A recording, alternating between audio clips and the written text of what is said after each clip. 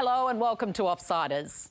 45 days ago, the Rugby League chairman, Peter V'landys, announced to the sporting world he would restart the NRL on May the 28th. With COVID-19 still spreading quickly in the community, it seemed ridiculous and attracted derision from heavy hitters in the AFL. They said he'd never make it. They said you'd never make it.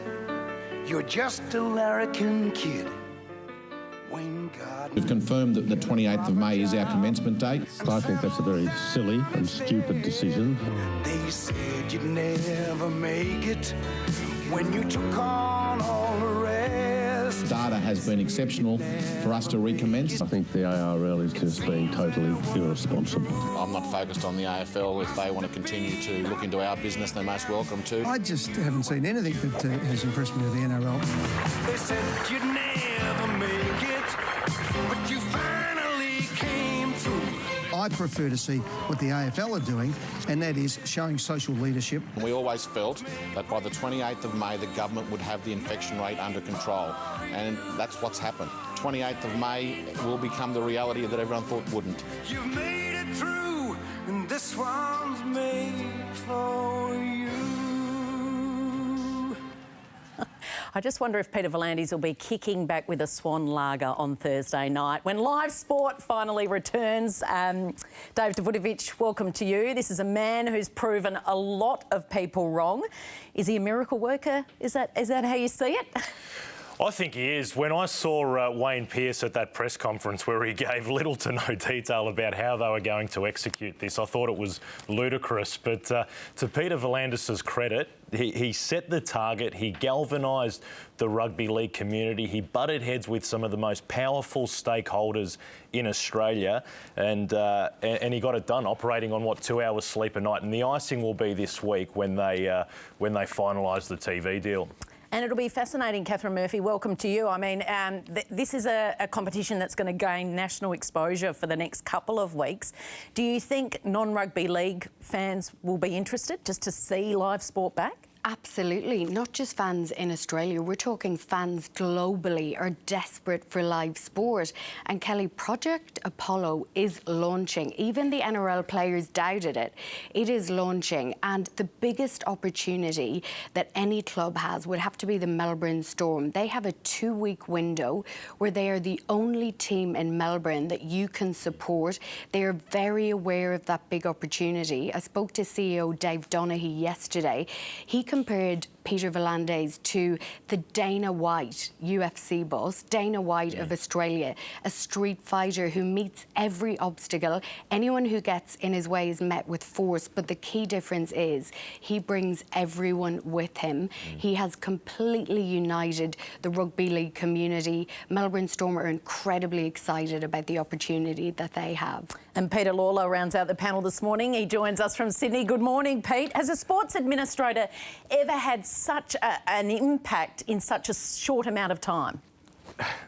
Certainly not in this time. It's extraordinary. I've never seen the media get behind a guy so wholly as they have with V'landys. They tell me he's the sort of guy who will pick up the phone to anybody. If the cadet calls him, he gives them his time. He's a tough guy, but he's a can-do guy, and he's achieved something that none of us thought possible. I think it's proof, basically, that New South Wales is the can-do state. It's better up here, guys. Been playing golf for months. You wouldn't have said that if you were in the Melbourne studio, Pete. Yeah, I think Melbourne Storm will prove that's not the case. Says the man who was born in Bendigo. That's a good start for you today, Pete. You just mentioned the media. Can I ask you, I mean, you've been in the game for a long time. Is it important as a sports administrator to have a good relationship with the media? Oh, absolutely, I think so. And at a time like this, yeah, I think you want people on board because if you fall out with your media, you've got real problems, haven't you? And we've seen that in rugby union. We saw that with the CEO, with Greenberg. He fell out with the media a little bit, but more so in rugby union. And we're seeing the same problems in cricket. But V'landys has brought them along with him because he's accessible. OK, well, Dave, you touched on Wayne Pearce. I'll take you back. It was April 9 was the day, and many scoffed when they labelled this Project Apollo, and they wheeled out the Project Apollo boss, Wayne Pearce. It was on April 9, so 45 days ago. Have a listen to back then. The details of the competition structure, we haven't got to that as yet because the landscape's changing very, very quickly in terms of protocols around what governments and government boundaries are. So it was like they plucked the date out of thin air and they really had no idea how they were going to do it because they had no detail. If they meant this from a PR point of view, absolute geniuses they've turned out to be. Under promise, over deliver. As you pointed out, Catherine, I mean, the eyes of the Australia will be on rugby league for the next few weeks. And he's a man that just sets a goal and he goes for it, and the players are very aware of that. Now, the one thing players are having to adjust to in his leadership style is the decision making. Going back to one referee, a lot of players believe that's driven by consultation with people who no longer play the game and don't realise how much it's sped up. But they respect him so much, they will go along with what he says.